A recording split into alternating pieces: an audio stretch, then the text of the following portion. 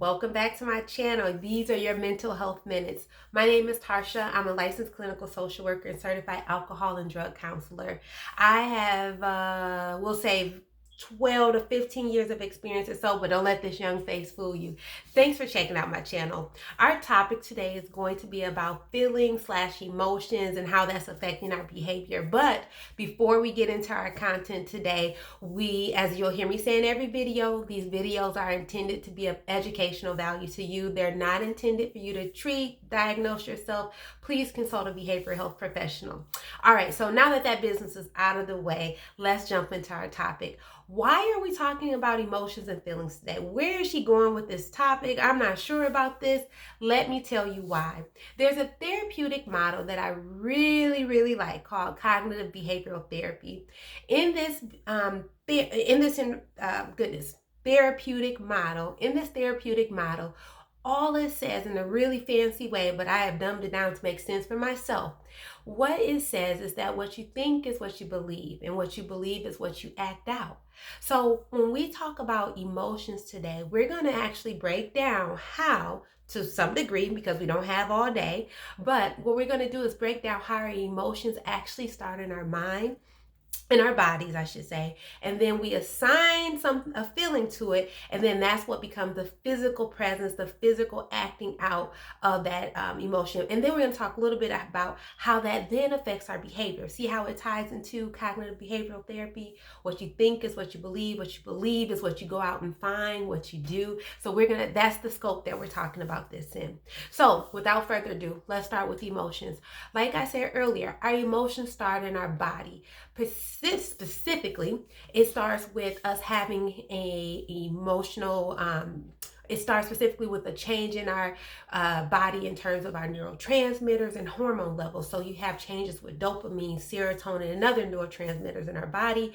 And then, because these wonderful things that we are, these us creatures, what happens is, once we have that emotional response, that change in our body, our brain assigns a feeling to it.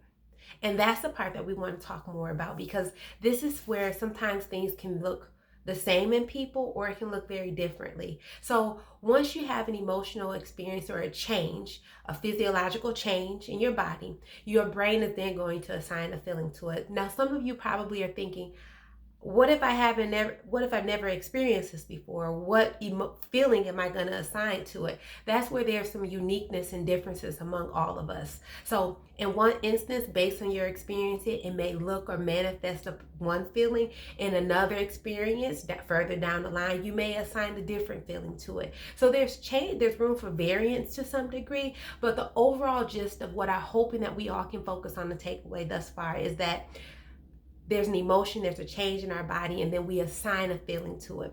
So that portion of assigning a feeling is what I want us to focus on next. Most of us only lock in terms of about 6 to 10 major feelings.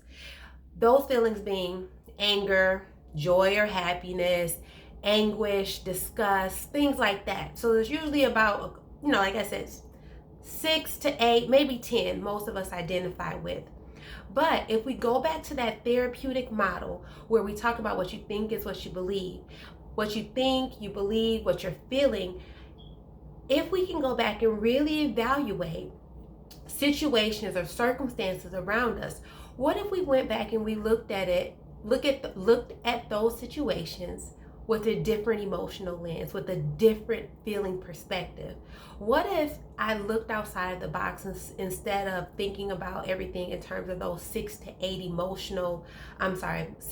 of those feeling identifiers, and expanded that? What if now I'll go back and I ask myself, or maybe real time in a moment, how do I feel?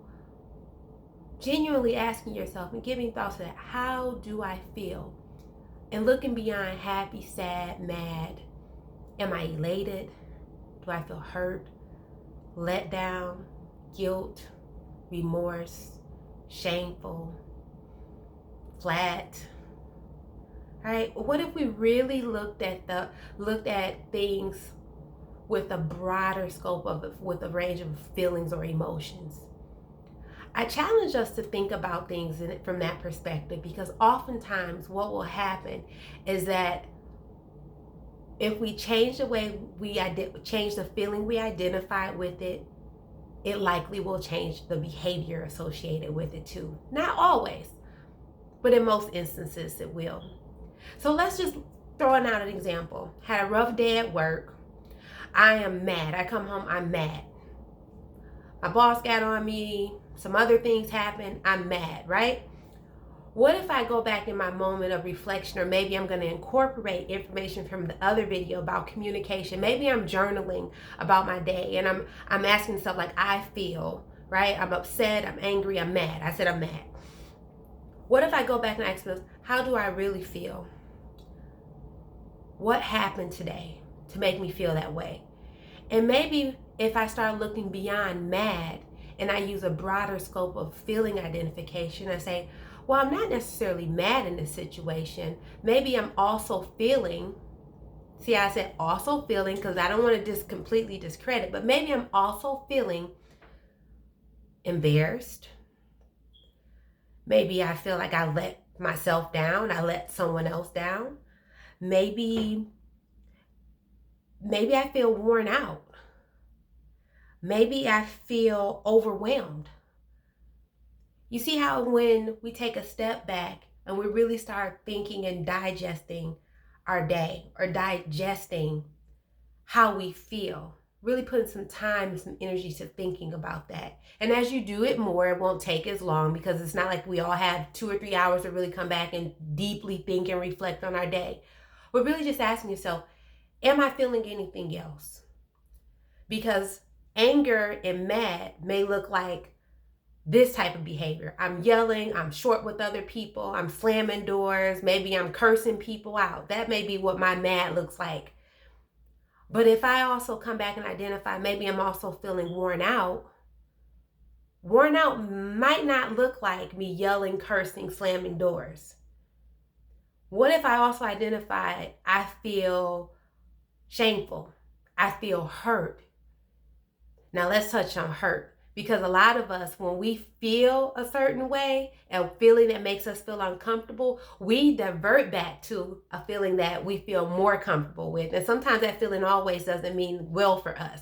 And that feeling being anger, kind of that, I'm going to hurt you before you hurt me, right? I'm going to guard myself. I'm going to protect myself because I don't want to feel hurt, let down, things like that. But again, if we go back to this therapeutic model and we think about what I think is what I believe, and what I believe is what I go out and act. If I'm in a place where I believe and I think that I feel this particular way, I'm going to go out and I'm going to behave a certain way. If I can come in and I can think about the way in which I'm feeling, my emotion is there, I assign a feeling to it, and maybe the feeling I'm going to assign is not fear or anger, but I'm going to assign, I feel frustrated, or I feel worn out, I feel something different, then my behavior can change. What I'm going to go out and do with that will change. So without getting too deep, I can go on and on about this topic, but I'm going to stop right there. Let's lock in on this. If we can be reflectful about how we feel and thinking outside of that 6 to 10 range in terms of emotions, and let's get creative in identifying other emotions that we feel. Let's just check in with ourselves and see if that's affecting our environment and affecting our mood and affecting our behavior. The whole premise behind this whole topic today is really looking at our behavior. Maybe you're in a place, or somebody else you know is in a place where it's just everything around them is just awful. Everything else is just, it's just rough, it's tight, it's tense. It hurts me to see that person like this. This is why we do this work in therapy, where we talk about our emotions. And that's one of the most cliche things people say in therapy. Well, how does that make you feel? Us therapists ask that question because it opens a can of worms. It peels back layers. The first 2 or 3 things is usually not the root of things. we just continue to peel those layers back. And then what's the next layer? Then what else happened? What else is there? And usually we start at one point and we end in a very different point. And that results in us changing some behaviors, changing mindsets, changing things in people's circumstances and other things as well. So like I said, I'm going to stop there. I really hope you guys found some of this to be helpful. I'm going to encourage you guys that if you're enjoying the videos, liking them, anything like that, please thumbs up, like, share, all that other great social media stuff. But I'm also going to tell you this. Do something great for somebody else today. Take care of yourself. Don't feel embarrassed or ashamed to talk about behavioral health, mental health issues and concerns, and feel free to reach out. Some of our next videos that I'm going to be recording on are going to consist of us talking about how do I find a therapist? What are some of the things I need to do or I shouldn't do? So we're going to get to talking about that topic because a couple of people have expressed interest in that. So that's on the way. But until then, take care of yourselves. Do something great for someone else, and those were your mental health minutes.